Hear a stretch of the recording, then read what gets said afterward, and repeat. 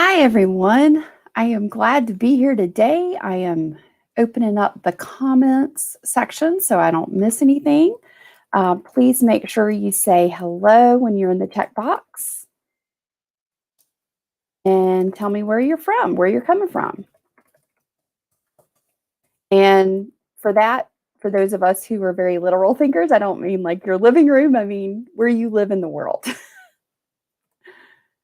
Because for me, sometimes I would have been like, well, I'm sitting at my desk. I don't know, maybe you guys think that way too.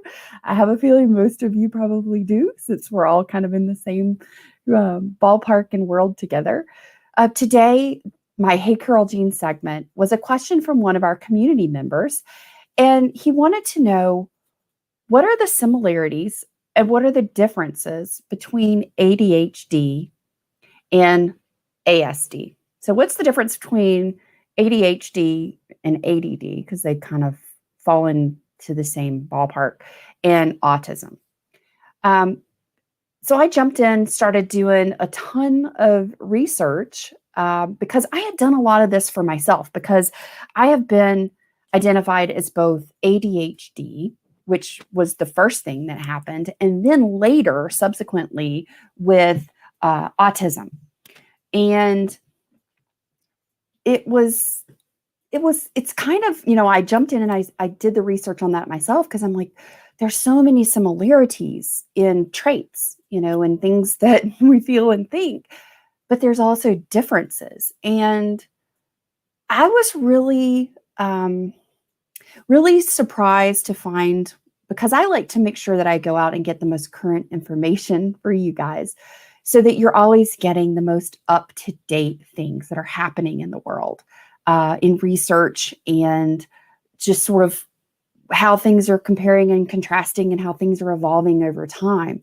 So as we get into this conversation talking about the differences and the similarities of ADHD and autism, I want to talk about some of the things that I found as I was doing some additional research to put this together for you.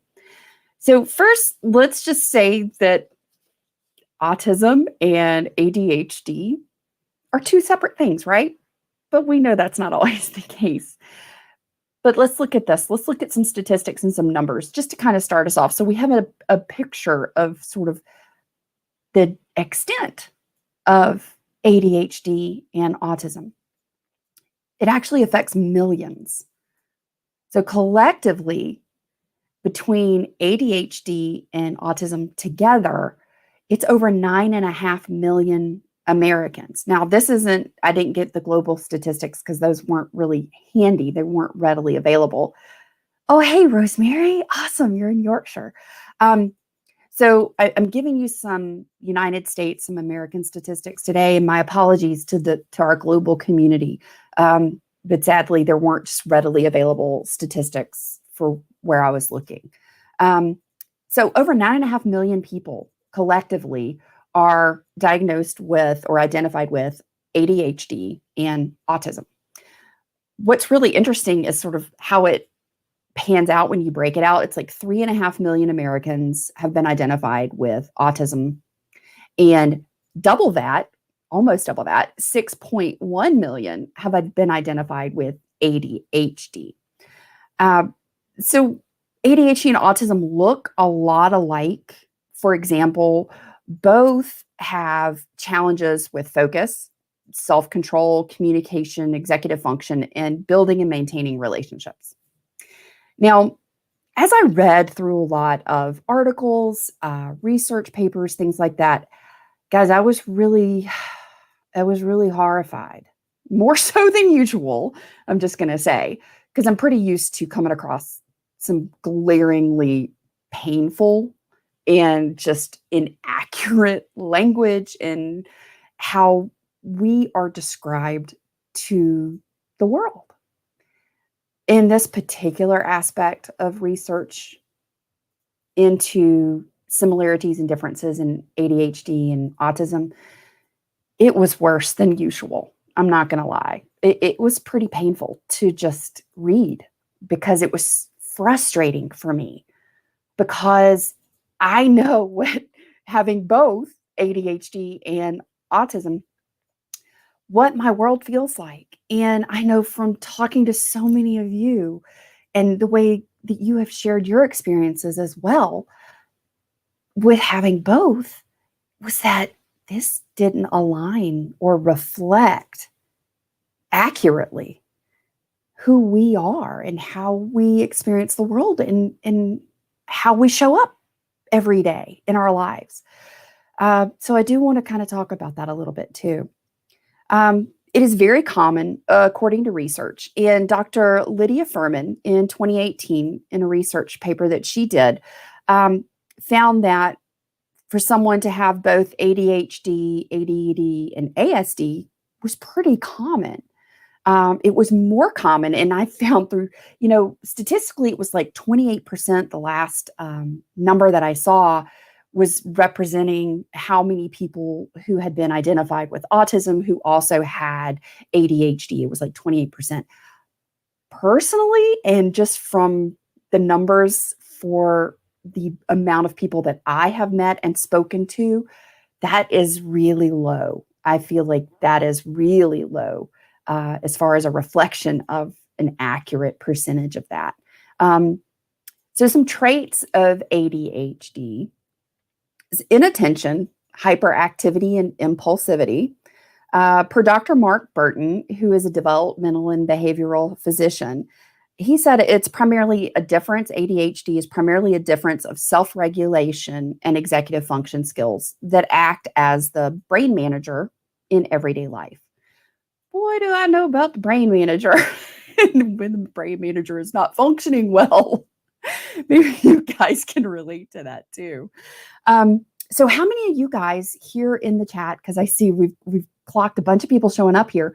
How many of you guys have been identified as both autistic and ADHD? So how many of you guys, if you drop it in the chat, just say me or yes, so I can kind of gauge, who we've got chatting here and what you guys are experiencing in your world. Where are you on your journey? So some traits of autism. Autism typically involves challenges with social interactions within social norms, communication in all forms, not just verbal communication, repetitive and routine actions. Now, in both of these, where I have listed out traits of ADHD and traits of autism, I have very carefully gone in and adapted some of the language that was being used out in the world, because some of it was just, saying we're disordered, saying that we are not, functioning typically and things like that. So it was, a little horrifying in that sense. So there are three subtypes of ADHD. So the first is the inattentive type. The second is hyperactive impulsive. And the third is a combination. I am a combination. I don't know how many of you guys are combination or specifically, inattentive versus hyperactive impulsive. So prior to 2013, this was new to me. I did not realize this. Prior to 2013, the American Pediatric Association, which is, give or take validity here, guys, seriously. But in their criteria, they did not allow doctors to identify patients as having both ADHD and autism before 2013. So because of that, which is kind of wild, right? But because of that, the research that's gone into looking into the co-occurrence of both ADHD and autism together is still pretty new because, at least for our side of the world, it wasn't being looked at as co-occurring. It was physicians weren't allowed to say you could have both before 2013, which is just kind of nutso to me. There is some interesting new research that's out there that's going on in the Netherlands, and I'm going to link down below. I'm going to come back after this. I didn't have time beforehand to link in an article from Spectrum News, which really pulls together some interesting research into how researchers are now looking at ADHD and autism as a singular and co-occurring thing. So ADHD and autism similarities can include language delays, heightened sensory responses, emotional regulation, challenges, difficulty with planning, and execution of tasks. So there's a researcher named Jan Visser, and I'm not sure if I pronounced it right. It's Janne. And it's a psychiatrist on the project that's currently happening in the Netherlands. And it says that in trying to determine common traits of ADHD and autism together, researchers need to look at the motivations that cause actions and reactions. And of all the research that I did and all the articles that I read preparing for this, that was probably the most insightful and like thought aware statement that I read. I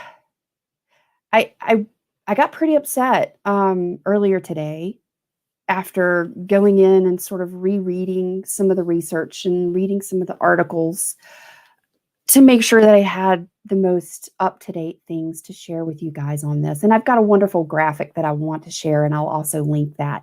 That's from TFW-ADHD off of Instagram. And I think it's a visual that a lot of us have seen. It's sort of the Venn diagram, but it's probably one of the best resources that I found. It's the one that most accurately represents what autism traits are here, which ADHD traits are here, and sort of in the middle where they overlap. And I thought it was a really beautiful thing. But as we are in Autism Awareness Month and Autism Awareness Week, and there's a lot of give and take and do's and don'ts and all of these things that happen as we approach this, because as a community, we're coming together and saying, we want the world to listen to our voice and to hear us and to hear our voices saying what it is that we struggle with, where it is that we excel. And I was so disheartened, and I guess I was fueled even more after so many articles researching similarities and differences in ADHD and autism today, and over the last couple of weeks preparing for this, in that there is still such a huge discrepancy. There's a disparage. There's a gap. There is a huge gap. And it broke my heart to think that, and to know that there are parents out there, there are adults, those of us who came to the party late, who are going out there and looking for these answers for ourselves. And what's being said, that we're this dysfunctional deficit and this deficit model that's being perpetuated in its language and description. And honestly, I broke down and I cried my eyes out earlier today because it was so frustrating. It's so frustrating. And I know you guys experience this too. When you go out and you're looking for your answers, you're looking for more information to help you to help you understand yourself, to help you learn ways that you can understand what's going on, and to maybe even put words to certain things that you've experienced, and then to go out and to be just completely overwhelmed with things that are so wrong. For any lack of any other way to put it, they're just wrong. They're inaccurate on so many levels, and they don't speak our truth of what we experience and how we see ourselves.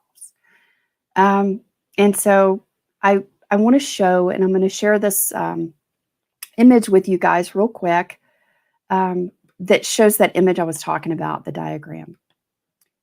And I hope you can see this well. I'm not sure if you can, so I'm just going to kind of just lightly go over it. So in the ADHD, on the darker side to the left, impulsivity, short attention span, poor working memory, poor planning skills, time blindness. I definitely have that. Depression when understimulated. Yes. Little sense of danger. Oh, for sure. Making careless mistakes, no motivation for tasks you're interested in. So, I mean, that's a pretty good breakdown, just sort of an overview of just the ADHD side. And then on the opposite side, on the autism side, taking things very literally. Hey, we started out this conversation with that, right? Having the same routine and getting anxious if it changes. Or, people that change their products and their branding, that drives me nuts too. Anxious if it changes, yes. Okay, being uncomfortable making eye contact with others. Yes and no. I mean, that's true for some of us. It's true. It's not true for others of us. Liking to carefully plan things before they happen. Oh, yes, that's definitely a majority of us, but not all. Not understanding social rules. Noticing small details that others do not. Getting upset when someone touches you. Well, yes and no. That's not for everybody, right? Getting very anxious about social situations. That definitely happens. So where they overlap, and I thought this was really a good place, was that sensory issues are overlapping, hyperfixations, stimming, auditory processing disorder, talking a lot, finding it hard to make friends, emotional dysregulation, interrupting conversations, rejection sensitive, lack of objective performance, executive dysfunctions, and sleep problems. So those are the similarities. And I thought that was, such a great visual graphic that kind of broke it down and put it together. Yes, just like with anything, it's a spectrum and we all experience different traits, and different things in our world. So you can't look at each list and go, okay, well, I've got to have all of these or I've got to have all of these. It's not going to necessarily be that way. So, just kind of be patient in that respect with yourself and with the information that's there. It meets somebody's criterion, for how they experience the world. And we just have to, remember to take that into account. But there's a wonderful book, and it's called, let me get back to it, Driven, and it's by Douglas Brackman. And I love what it said because it's written about people who have ADHD and ADD. But so much of what he said really spoke to all of me and not just my ADHD side, but my autism side. And I wanted to share this with you as well. Sometimes we have gifts we aren't sure how to use, gifts we don't really understand. These gifts come with some pretty amazing abilities if we know how to use them. Without the instruction manual, in other words, if we haven't learned to harness these powers, we often seem different or broken, not only to others, but to ourselves. And I won't lie, after doing the research for this and just going back in and doing a refresher for myself after reading some of the things that are out there, it didn't make me feel good. It didn't make me feel like I was as together as I sometimes think I am. And I thought that was the biggest travesty. That was the biggest thing.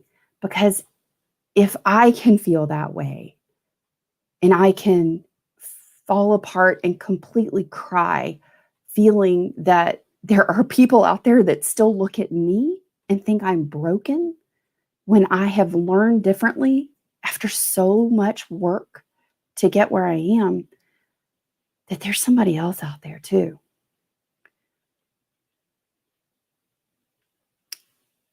One of the other things that he said in closing, guys, is all we learn from such studies, talking about research that is out there, is that there are differences.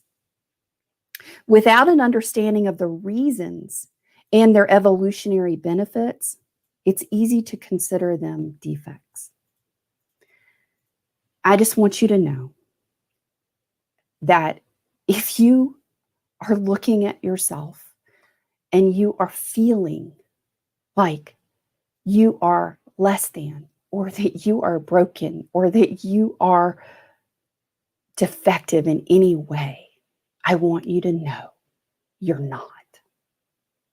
I want you to know you're not. And we are going to change the broken narrative that is out there. We are going to do it together. We are going to conquer that which is broken, and we will correct it.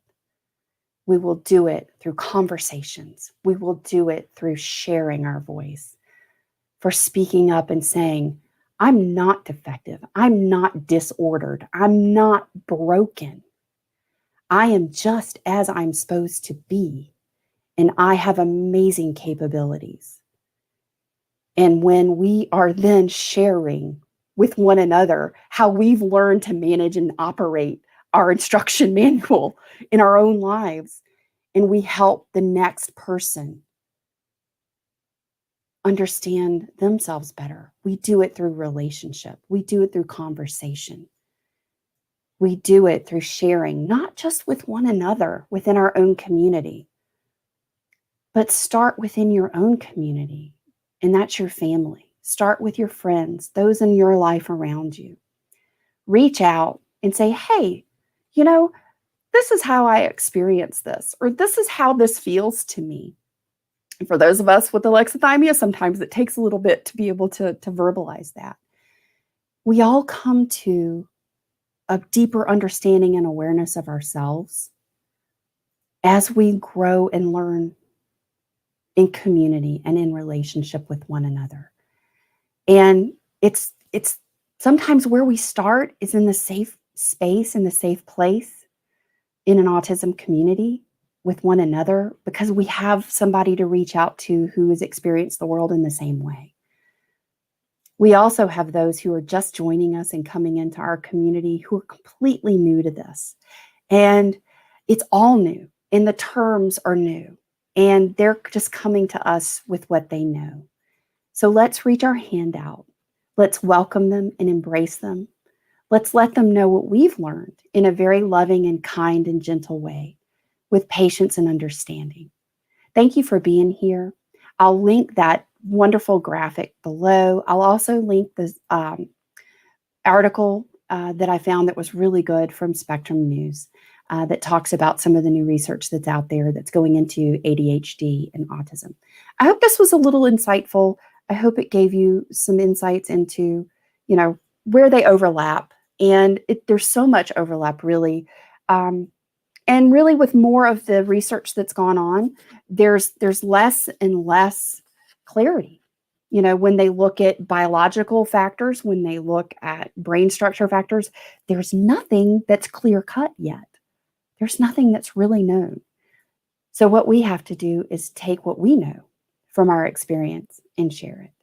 Thank you for being here. Thank you for being a part of the Mind Your Autistic Brain community. And if you aren't already subscribed to the newsletter, The Brain Dump, be sure and get signed up. And I'll make sure that that's in the link below as well, because the newsletter for April comes out and I've got some amazing things planned for the month of April. So I'll see you guys soon. Take care, and thank you for being here. Bye-bye.